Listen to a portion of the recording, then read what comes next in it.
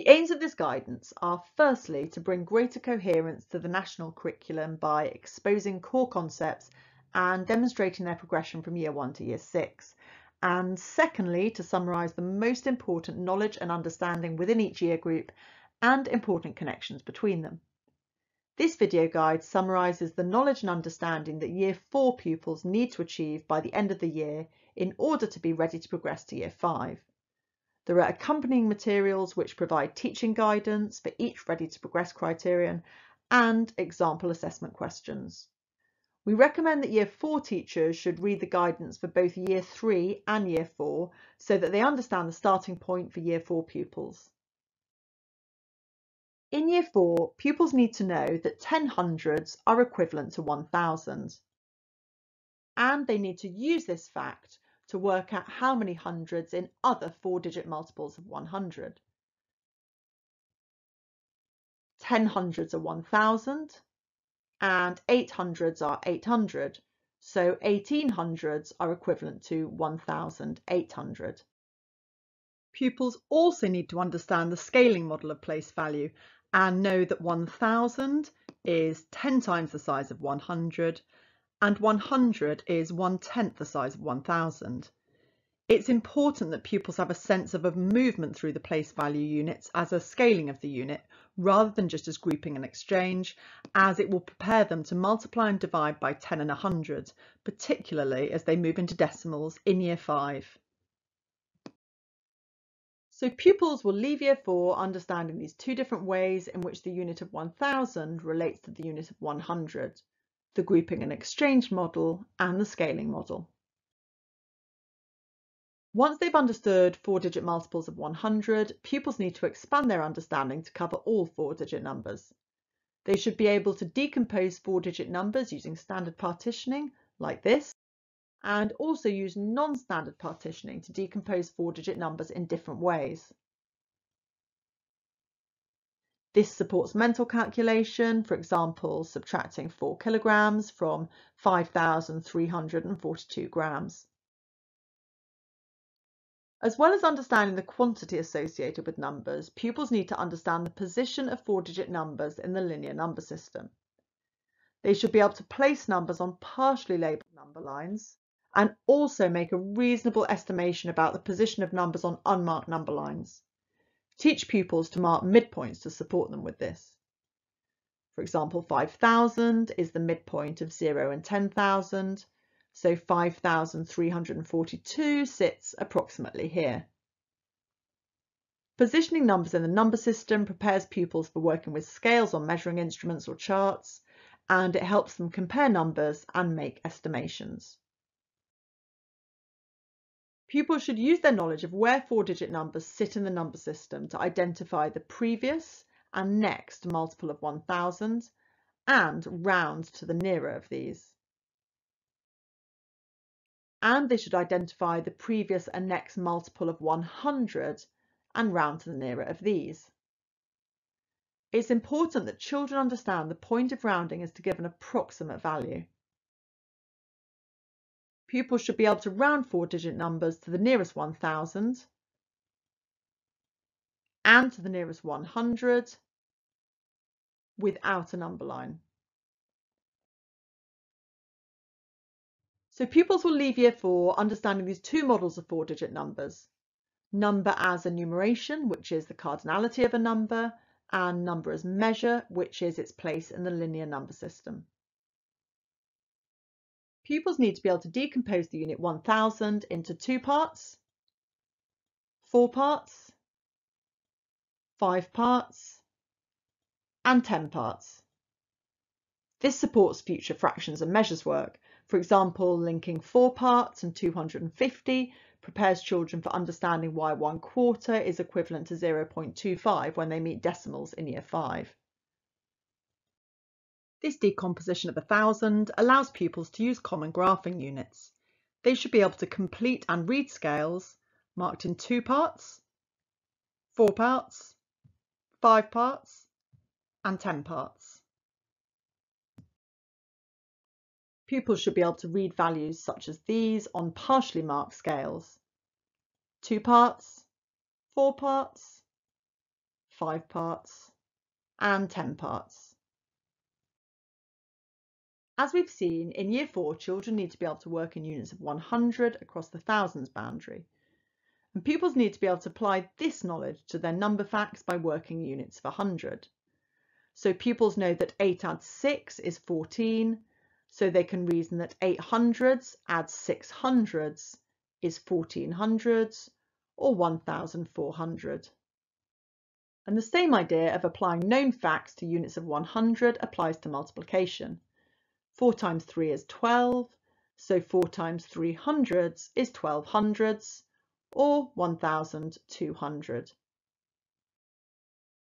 By the time they leave Year 4, pupils need to have memorised their times tables up to 12 times 12. Several of the Year 5 ready to progress criteria are dependent on fluency and times table facts. It's essential that sufficient time is given to these. Particularly important are the times tables up to 9 times 9 because these form the within column calculations in short multiplication and short division which children must master in Year 5. When children apply their knowledge of the commutative property of multiplication, this leaves 36 facts which are essential for progression into Year 5. From memorised multiplication facts, pupils must be able to quickly derive related division facts. And in Year 3, pupils learn to find unit fractions of quantities using multiplication facts they already know, so they should extend this to multiplication facts learnt in Year 4. For example, 1/6 of 18 is 3 and 1/3 of 18 is 6. It's essential that pupils are also able to calculate division facts with remainders by the end of Year 4. They will use these for division in Year 5. 21 divided by 8, 1, 2 groups of 8, remainder 5, 2, remainder 5. Pupils also need to be able to interpret remainders in context, knowing when to round up and when to round down. A rounding down context would include working out how many packs of 8 buns can be made out of 21 buns on a tray. 1 pack of 8 buns, 2 packs of 8 buns can be made.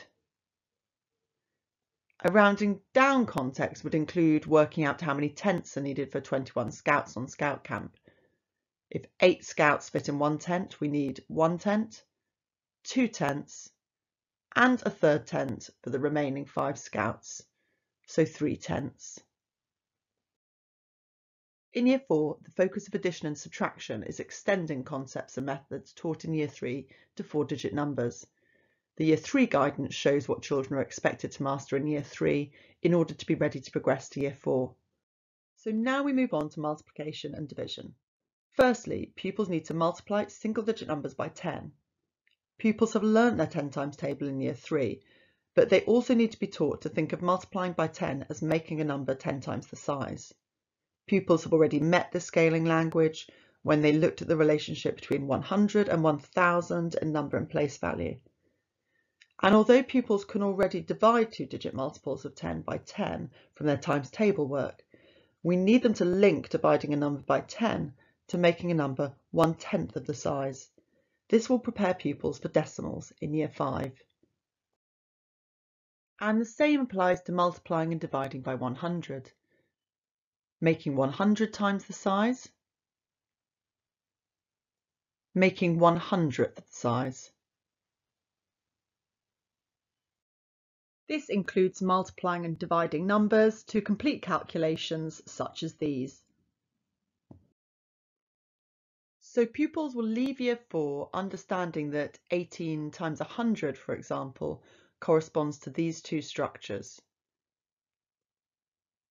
18 made 100 times the size is 1,800, and 18 groups of 100 is 1,800. Pupils should arrive in Year 4 knowing that multiplication is commutative and 2 groups of 7 is equivalent to 7 groups of 2.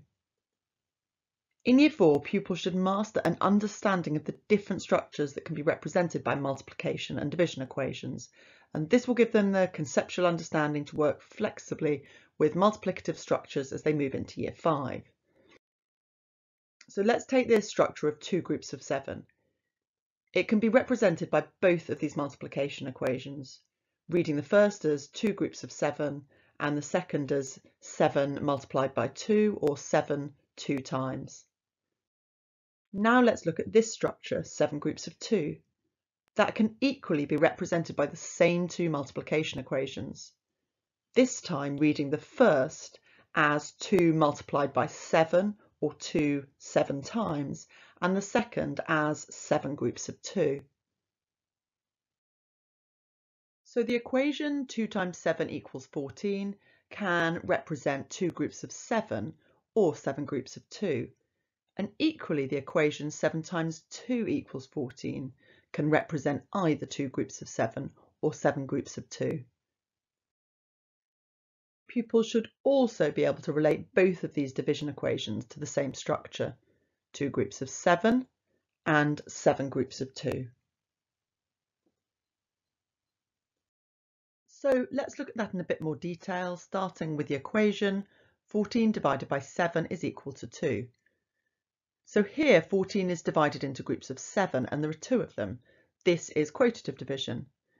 But the same equation can also represent this structure. Here 14 is distributed equally between 7, giving 2 in each part. This is partitive division. If we take the other division equation, 14 divided by 2 is equal to 7, we find it can represent the same two structures. 14 distributed equally between 2 gives 7 in each part, partitive division, and 14 divided into groups of 2 is 7 groups, quotative division. As well as memorising times table facts, pupils need to learn about patterns within times tables and the underlying structures. They should be able to describe the relationship between adjacent multiples in their known times tables. In the 6 times table, for example, every time we add an additional group of 6, the product increases by 6. 4 groups of 6 plus another group of 6 is 5 groups of 6. Equations such as this one at the bottom also teach children to construct expressions with mixed operations, in this case both multiplication and addition. And this extends to become the distributive law of multiplication. Just as 3 plus 2 is equal to 5, 3 groups of 6 plus 2 groups of 6 is equal to 5 groups of 6. In fractions in Year 4, pupils must understand fractions beyond the 0 to 1 interval. Pupils should understand how the patterns and structures they've learnt about in fractions within 1 are extended, and they should become familiar with seeing number lines labelled in fractions and mixed numbers. Pupils must be able to identify numbers on partially labelled number lines. The interval between integers here has been divided into 4 equal parts, so each of these parts is 1/4, and the number indicated is therefore 2 3/4. This will support pupils with ordering fractions, calculating with fractions, and reading scales.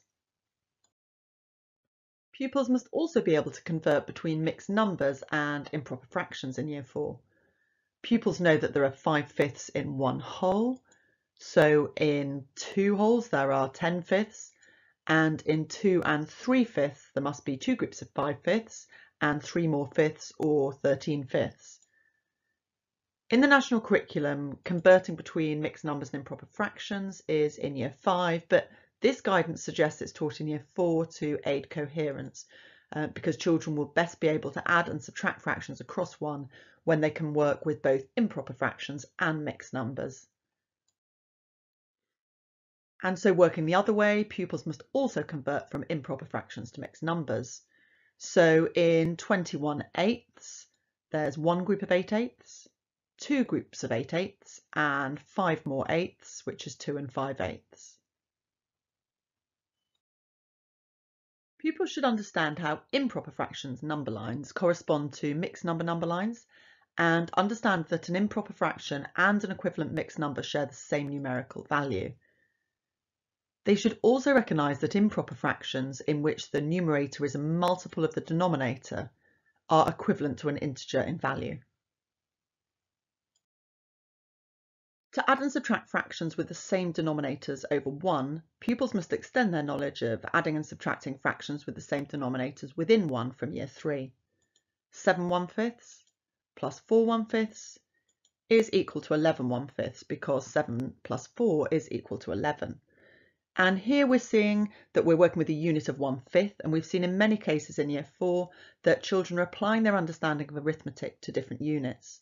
So the place value section showed how children must work with units of 100, and the multiplication and division section showed how children must work with units of 6, for example, and other numbers they're learning in times tables. And here pupils are working with unit fractions. Pupils must also be able to extend their adding and subtracting of fractions within one whole to mixed numbers. So 7 1/8 minus 2 1/8 is equal to 5 1/8. So 3 7/8 minus 2/8 is equal to 3 5/8.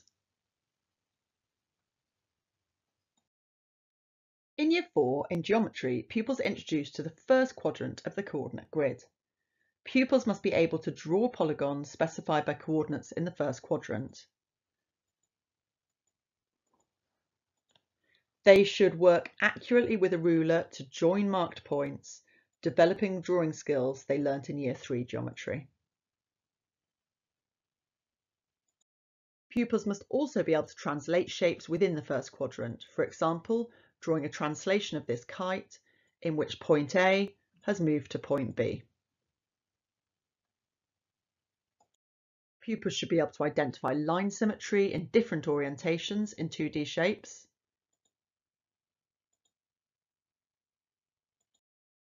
Pupils must be able to draw reflections of polygons in a line of symmetry.